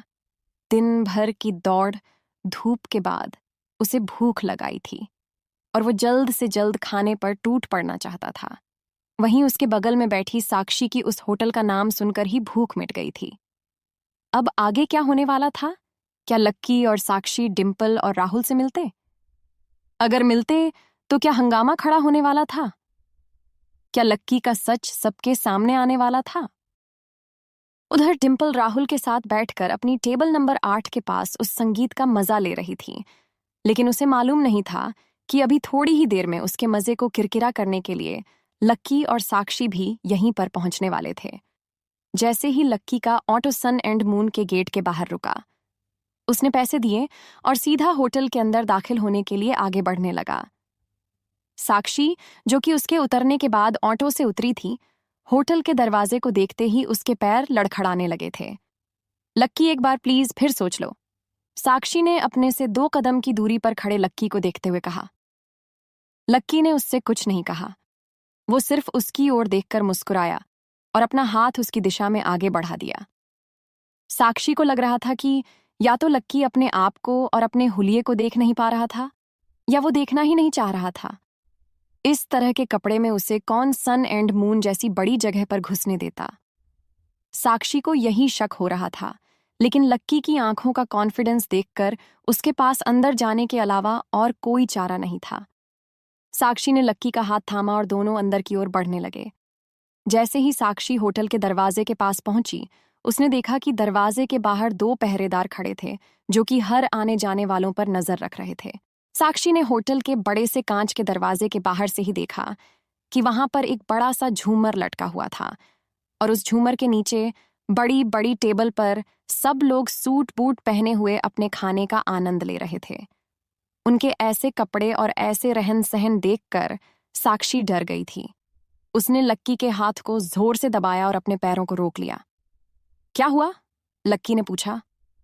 मुझे डर लग रहा है लक्की, प्लीज ये ड्रामा बंद कर दो। तुम्हें भी पता है ना कि हम लोग यहां पर नहीं खा सकते हैं। साक्षी ने कहा। देखो, तुम्हें चिंता करने की कोई जरूरत नहीं है। मैं तुम्हें ट्रीट पर लाया हूं ना, तो मेरे ऊपर भरोसा रखो। मैं तुम्हें एम्बैरेस फील नहीं होने दूंगा, लक्की ने कहा और उसका हाथ पकड़कर उसे सीधा होटल के अंदर ले गया। तुम यहीं पर रुको, मैं जरा वॉशरूम जाकर आता हूं, लक्की ने होटल के अंदर दाखिल होते हुए कहा। सब लोग उन दोनों की ओर ही घूर कर देख रहे थे। राहुल और डिम्पल, जो कि उनसे काफी दूर बैठे थे, बस उन दोनों की ही नजर इन दोनों के ऊपर नहीं पड़ी थी। वो अपने खाने में इतना खोए हुए थे कि उन्हें इस चीज से कोई लेना ही देना नहीं था कि कौन आ रहा है और कौन जा रहा है। नहीं रुको, मैं भी तुम्हारे साथ चलूंगी, साक्षी ने कहा और लक्की के साथ वॉशरूम के लिए निकल गई।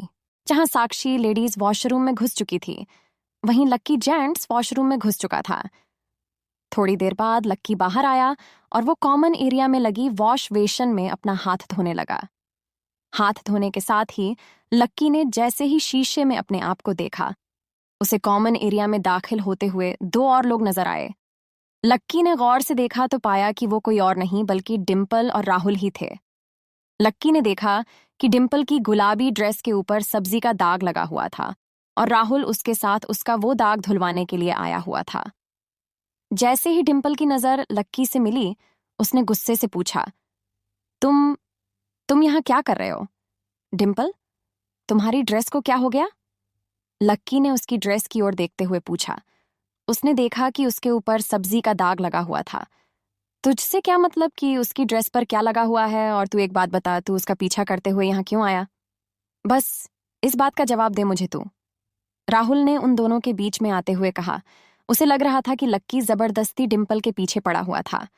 उसे लगा कि उसे आज लक्की को साफ साफ शब्दों में समझा देना चाहिए था और इसलिए उसने गुस्से से लाल अपनी आंखों से लक्की को देखा और कहा, देख बे फटीचर, मैं तुझे आज आखिरी बार यही समझा रहा हूं। कान खोलकर सुन ले, अगर आज के बाद तूने अपनी जुबान से डिम्पल का नाम भी लिया ना, या कभी तू उसका पीछा करता हुआ पाया गया, तो याद रखना, मैं तेरी आंखें फोड़ दूंगा, याद रख लेना। लक्की ने राहुल की बात को बहुत ही शांति से सुना और अपने गुस्से के घूंट को पी गया। वो जानता था कि उसके जैसे आदमी से बात करने से कोई फायदा नहीं था, इसलिए उसने अपनी नजर फेरी और अपने हाथ धोने लगा। डिम्पल को उसका इस तरह से शांत रहना कोई खास पसंद नहीं आया। ऐसे कैसे हो सकता था कि राहुल ने उसे कोई बात समझाए और बिना जवाब दिए उसे इग्नोर कर दे। वो लक्की को उसकी इस गुस्ताखी के लिए सबक सिखाना चाहती थी और इसलिए वो लक्की के सबसे पास लगे नल के पास आकर खड़ी हो गई। लक्की ने उसे एक झलक देखा और फिर से अपने हाथ पर लगे साबुन को साफ करने लगा। इधर डिम्पल ने नल खोला और उसमें से अपनी उंगली फंसा दी। इस वजह से नल से आने वाला पानी तेज धार में बहने लगा और वो धार सीधी लक्की की ओर बढ़ने लगी। उसने लक्की के कपड़ों को जानबूझकर भिगा दिया और कुछ पानी उसके चेहरे पर भी लगा था। लक्की को डिम्पल की इस हरकत पर बहुत गुस्सा आया। जब उसने डिम्पल को देखा तो उसने ढीठ की तरह अपना सिर एक और झुका लिया, इससे पहले कि लक्की फिर से अपना हाथ साफ करता। डिम्पल ने फिर से उसके ऊपर पानी उड़ाना शुरू कर दिया। डिम्पल! लक्की जोर से चिल्लाया। चिल्लाने की जरूरत नहीं है, तुम जैसों के साथ तो ऐसा ही होना चाहिए, डिम्पल ने लक्की के भीगे हुए चेहरे को देखते हुए कहा। उसे दिल ही दिल में ऐसा करके बहुत तसल्ली मिल रही थी। लक्की का मन किया कि वो डिम्पल को उसी की भाषा में जवाब दे, लेकिन फिर उसने सोचा कि वो जैसे के साथ तैसा नहीं कर सकता, इसलिए उसने चुपचाप अपने हाथ और अपना मुंह धोया और फिर वहां से बाहर निकलने लगा। जैसे ही वो बाहर जाने लगा, डिम्पल ने राहुल को इशारा किया और फिर दरवाजे की ओर देखने लगी। राहुल उसका इशारा समझ गया था और इससे पहले कि लक्की दरवाजे से बाहर निकल पाता, राहुल ने उसका रास्ता रोक लिया। वो दरवाजे के ठीक सामने जाकर खड़ा हो गया, जिसकी वजह से लक्की के बाहर जाने के लिए जरा भी जगह नहीं बची थी। अरे, फटीचर को बाहर जाना है और वो भी मुझसे बचकर। सॉरी बाबू, लेकिन ये तो इतना इजीली नहीं हो पाएगा। जब तक तुम डिम्पल को दीदी और मुझे जीजा जी कहकर नहीं बुलाओगे, तब तक तो मैं यहां से तुम्हें बाहर नहीं जाने दूंगा, राहुल ने उसका रास्ता रोकते हुए कहा। राहुल की बात सुनते ही लक्की का गुस्सा और ज्यादा बढ़ गया। इतने गिरे हुए आदमी के साथ कोई डिम्पल क्या कर रही थी, लक्की को ये समझ नहीं आ रहा था। उधर पीछे डिम्पल ने जैसे ही राहुल के मुंह से ये बात सुनी तो उसे हंसी आ गई और वो लक्की की ओर बढ़ते हुए बोली, तुम मेरा पीछा करते करते इस होटल में आखिर घुसे कैसे? तुम्हें क्या लगता है कि यहाँ कोई भी आ जा सकता है? अगर इतनी ही डेयरिंग है तो टेबल बुक करते और कुछ खाने को ऑर्डर करते। खाना पीना कुछ है नहीं, उससे पहले ही हाथ धोने के लिए आ गए। अब चुपचाप जो राहुल कह रहा है वो करो, वरना मैं होटल की सिक्योरिटी को बुलाकर उनसे ये कह दूंगी कि तुम यहाँ जबरदस्ती घुस आए हो। डिम्पल भी लक्की के मुंह से वही सुनना चाहती थी जो राहुल उससे कहलवाना चाह रहा था। उसे लग रहा था कि वो जितना ज्यादा लक्की को परेशान करती उतना ज्यादा उसे सुकून मिलता। वो उसे हर उस दिन के लिए लक्की को परेशान करना चाहती थी जिस दिन लक्की ने उसे बस में घुमाया था या फिर किसी सड़क के ढाबे पर खाना खिलाया था। इधर लक्की को ये समझ नहीं आ रहा था कि आखिर उन दोनों को उसे परेशान करने में क्या मजा आ रहा था। जब वो उनकी जिंदगी में कोई दखल ही नहीं दे रहा था तो फिर उन्हें क्या जरूरत थी कि लक्की की जिंदगी में दखल दें। अब तक तो वो सब कुछ बर्दाश्त करता आ रहा था, लेकिन अब पानी लक्की के सिर के ऊपर निकल चुका था। वो पहले ही उन लोगों के मुंह नहीं लगना चाहता था, लेकिन अब उसे लग रहा था कि पानी सिर के ऊपर से बिल्कुल निकल चुका था और अब उन दोनों को उन्हीं की भाषा में जवाब देना जरूरी था। ठीक इसी वक्त जब वहां पर यह सब नाटक हो रहा था, तब साक्षी भी वॉशरूम से बाहर आ गई थी। उसने डिम्पल की कही वो बात सुन ली। डिम्पल, तुझे नहीं लगता कि तू अपनी लिमिट क्रॉस कर रही है? न लक्की ने तुम दोनों में से किसी को परेशान किया और फिर भी तू सिक्योरिटी को बुला रही है। फिर तू सिक्योरिटी को बुलाकर क्या कहेगी? साक्षी ने डिम्पल को हड़काते हुए कहा। अच्छा, तो आप भी यहीं पर हैं? फटीचर के साथ उसकी टीचर भी आई है, डिम्पल ने ताली बजाते हुए कहा। डिम्पल को उसे देखते ही हंसी आ गई और वो बोली, मुझे सिक्योरिटी को ना कुछ बोलने की जरूरत ही नहीं पड़ेगी। तुम दोनों की शक्ल देखकर ही वो समझ जाएगा कि तुम दोनों यहाँ पर खाने के लिए तो नहीं आए हो। तुम्हें क्या लगता है ये कोई गली का ढाबा है जिसमें कोई भी आकर बैठ सकता है या खा सकता है? तुम्हें मालूम है यहाँ पानी की बोतल कितने की है? ये सुनते ही साक्षी की जुबान पर जैसे ताले लग गए थे। उसके पास डिम्पल को देने के लिए कोई जवाब नहीं था। वैसे भी उसे तो यही लग रहा था कि लक्की उसके साथ मजाक कर रहा था या सिर्फ जोश जोश में उसे यहाँ ले आया था। लेकिन डिम्पल की ये बात सुनकर तो उसका शक यकीन में ही बदल गया था। वो तो लक्की को कहीं और ही ले जाना चाह रही थी, लेकिन लक्की ही मानने को राजी नहीं था। उसके बाद जिस तरह से डिम्पल और राहुल उसके सामने आकर खड़े थे, उसे तो ऐसा ही लग रहा था कि आग में घी पड़ गया हो। इस तरह से डिम्पल की शक्ल नजर आ रही थी।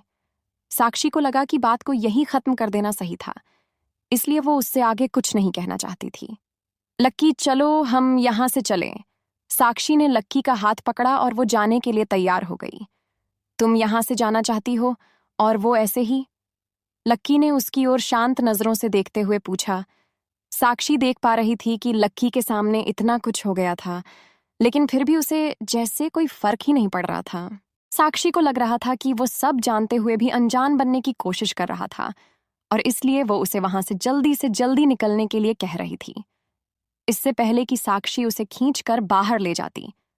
डिम्पल और राहुल ने वहीं से बाहर की ओर देखकर चिल्लाना शुरू कर दिया। अरे सारे लोग आओ, इधर आओ, देखो ये सब लोग क्या कर रहे हैं। ये लोग जबरदस्ती इतने बड़े होटल में घुस गए हैं, और वो भी खाना खाने के लिए नहीं बल्कि वॉशरूम यूज करने के लिए। मैनेजर कहाँ है? होटल का मैनेजर? देखिए, आपकी होटल को लोगों ने सुलभ शौचालय बना दिया है। डिम्पल की आवाज सुनकर बाहर की ओर बैठे सभी लोगों का अटेंशन उसकी ओर चला गया। डिम्पल इसके बाद भी नहीं रुकी और अपनी तीखी सी आवाज में बोली, देखो देखो, इन दोनों को ये सब लोग इतने बड़े होटल में सिर्फ टॉयलेट यूज करने के लिए गुस्से आए हैं। इन लोगों ने होटल में सुलभ शौचालय खोला है। इनके टॉयलेट कोई भी सड़क छाप आकर फ्री में यूज कर सकता है। उसे खाना खाने की जरूरत नहीं है। ये तो कितनी अच्छी बात है ना। पूरे देश के होटल्स में यही सिस्टम लागू होना चाहिए। डिम्पल के मुंह में जो कुछ भी आ रहा था वो बिना सोचे बोली जा रही थी। लक्की देख रहा था कि वो लड़की पूरी तरह से पागल हो चुकी है और वो और पागल होने वाली थी। राहुल भी उसके पागलपन में शामिल हो गया था और वो बोला, अरे टॉयलेट यूज करना है तो पब्लिक टॉयलेट यूज करो ना, यहाँ आने की क्या जरूरत है। अब किसे पता ये लोग टॉयलेट ही यूज करने आए थे। हो सकता है टॉयलेट यूज करने के बहाने ये दोनों एक दूसरे के साथ डिम्पल ने कहा। लक्की को लगा ही नहीं था कि डिम्पल की सोच इतनी घटिया होगी कि वो अपने दोस्त के बारे में ऐसी कोई बात कहेगी। ठीक इसी वक्त हंगामा खड़ा होता देख होटल का मैनेजर वहां आ गया। डिम्पल उस वक्त मैनेजर के पास गई और लक्की की ओर उंगली दिखाते हुए बोली, मैनेजर जी, आप बताओ, ऐसा कोई भी रास्ता चलता आपकी होटल की टॉयलेट में घुस आएगा तो आपकी होटल की क्या इमेज रह जाएगी। 1 मिनट रुकिए, मैनेजर ने कहा और फिर लक्की की ओर देखते हुए बोला, आप दोनों यहाँ कैसे चले आए? हमारे होटल की जितनी भी फैसिलिटीज हैं वो सिर्फ हमारे गेस्ट के लिए हैं। बाहर का कोई भी आदमी ऐसे ही हमारे होटल में बिना बुकिंग किए नहीं आ सकता है। अब इससे पहले कि मुझे सिक्योरिटी को बुलाना पड़े, आप दोनों प्लीज यहां से निकल जाइए। चलो लक्की, साक्षी ने लक्की के कानों में फुसफुसाते हुए कहा। लक्की ने साक्षी की ओर देखा और बोला, नहीं, हम कहीं नहीं जाएंगे। लक्की ने साक्षी की ओर देखते हुए कहा, ओहो, देखो तो इन दोनों को जरा सी भी शर्म नहीं है। मैनेजर खुद इन्हें बाहर जाने के लिए कह रहा है और ये है कि बाहर जाने को तैयार ही नहीं है। और कितनी बेइज्जती सहना चाहते हो भाई, कितनी फजीहत और करवाना चाहते हो। डिम्पल ने सबको सुनाते हुए लक्की और साक्षी के ऊपर तंज कसा। देखिए, आप दोनों यहां से चले जाइए, वरना मुझे सिक्योरिटी को बुलाना पड़ेगा, मैनेजर ने कहा।